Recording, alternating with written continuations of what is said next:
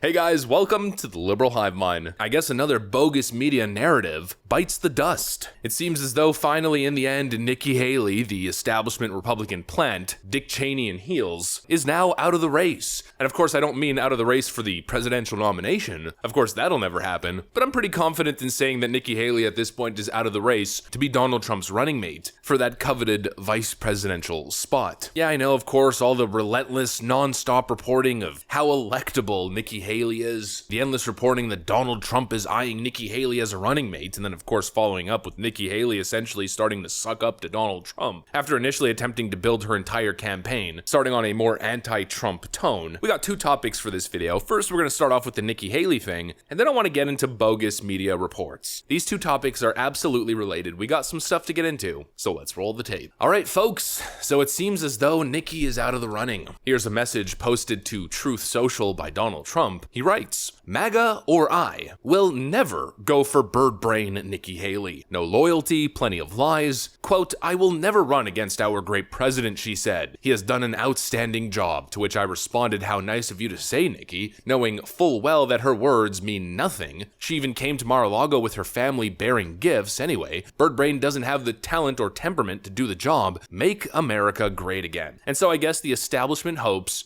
of planting another neocon saboteur into the White House has failed. Let's be honest, that's exactly what this was. This was an orchestrated, inorganic campaign to artificially promote and boost Nikki Haley. I'm gonna ask the question that I've seen everybody asking on Twitter. Have you ever met a Nikki Haley supporter out in the wild? It's a fascinating phenomenon. Supposedly, she's so incredibly popular. We saw a couple weeks there where she was beating Joe Biden by wider margins than Donald Trump and creeping up in the polls against Donald Trump. But oddly enough, I mean, out in the wild, out in the real world, Nikki Haley supporters are seemingly non-existent. Well, that's very simply because the whole thing was artificial. Essentially, the neocon element of the Republican Party, I believe, was attempting to artificially boost her name in a hope of either leapfrogging ahead of Donald Trump or pivoting with a new strategy of trying to eye that vice presidential spot in a potential Donald Trump second term. Well, the hope is, and I think what's happening is that Donald Trump, I think, is learning a lesson. I think Trump had to learn the hard way to never trust the neocons. You know, in 2016, I don't think Donald Trump actually picked Mike Pence. I think most likely Donald Trump was consulting in career Republicans as to who he should pick, and they told him to pick Mike Pence. That proved to be quite the mistake. Well, this is round two of that exact thing, and I think this time Donald Trump is saying, yeah, we tried that the first time. I thought the neocons were going to work with me, but we saw how that went, especially during the 2017-2018 legislative period, and so there's absolutely no way that Donald Trump would ever pick Nikki Haley. It was a ridiculous report to begin with. I mean, the moment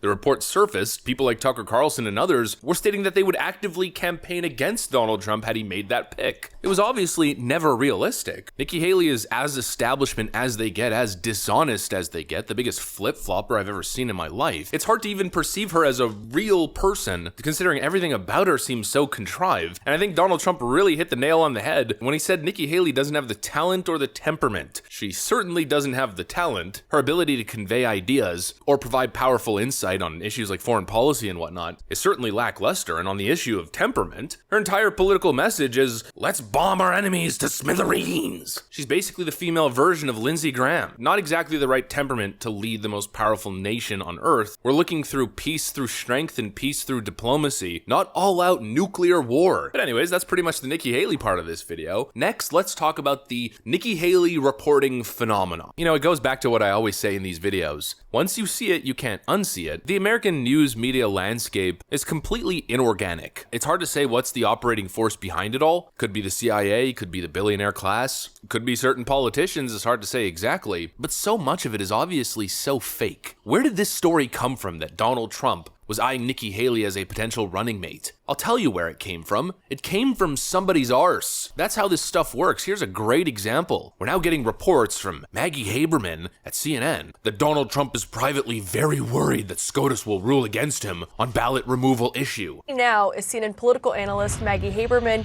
And Maggie, it's now been nearly 24 hours since this decision from Maine Secretary of State came out. His campaign has responded. He has posted a link to her contact information, but he himself doesn't seem to have said anything about this. How's he reacting privately to being removed from the ballot, not just in Maine, but in other states as well? Privately, he's saying similar things to what he's saying publicly, Caitlin, which is this is election interference and making all the political arguments that we have gotten used to. This isn't something that his folks are seeking out. It's yet another set of court cases when they already have a pretty full load of those. But some of his political advisors do think there is political advantage, at least in the short term. In Colorado, he's still on the ballot. So even as that case is likely to go forward to the Supreme Court, he is on the ballot because the ruling there has been stayed. In Maine, we don't quite know yet what's going to happen. They believe, generally speaking, he and his advisors, that they will have success at the Supreme Court, but he has also voiced some concern that a court that has, he appointed 3 of the justices to the Supreme Court and it gave the conservatives a supermajority. He is concerned that they are going to look as if they're trying not to rule in his favor and might rule against him. We will see. And now, where does that report come from? That comes from Maggie Haberman's freaking backside. Just like the rest of the reporting that we see from these media talking heads that tends to get released in book form, Maggie Haberman previously claimed that Donald Trump was flushing confidential documents down his toilet bowl at Mar-a-Lago. Remember this photo? Just a random toilet bowl with ripped up paper that somebody scribbled all over with a damn Sharpie. Obviously complete BS coming out of Maggie Haberman once again, building on the phenomenon known as fake news in the Trump era. It's all controlled, contrived, one psyop after another.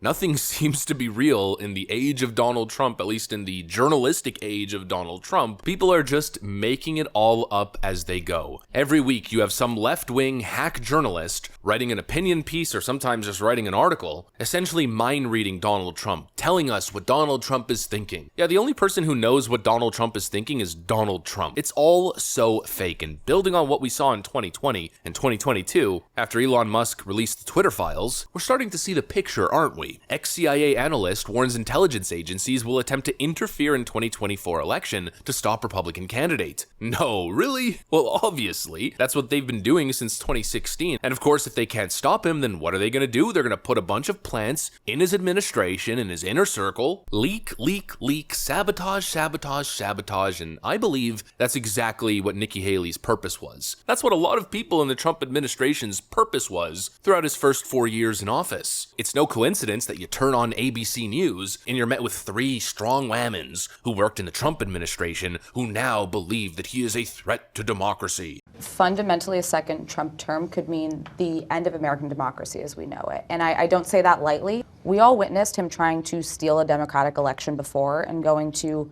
historic and unconstitutional lengths to do so. And then his rhetoric has just gotten increasingly erratic.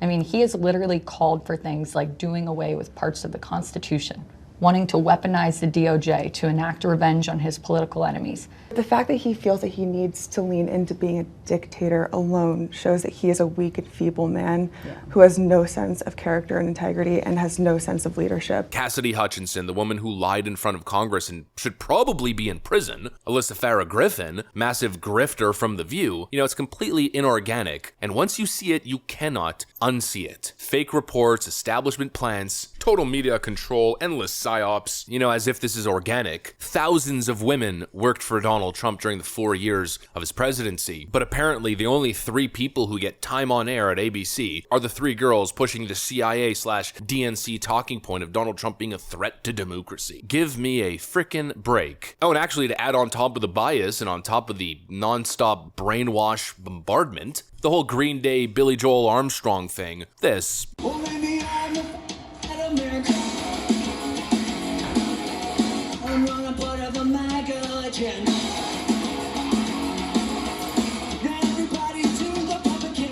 That also happened on ABC. And you mean to tell me that was just a spur of the moment thing that they didn't know? They greenlit that moment, obviously, once again, proving the bias. It's always anti-Trump. It's always building on the establishment narrative. Once you see it, you can't unsee it. Anyways, that's what I got for you guys. Hopefully you enjoyed the video. If you did, make sure to leave a like and possibly subscribe to the channel. Thanks for watching, and I'll see you on the next one.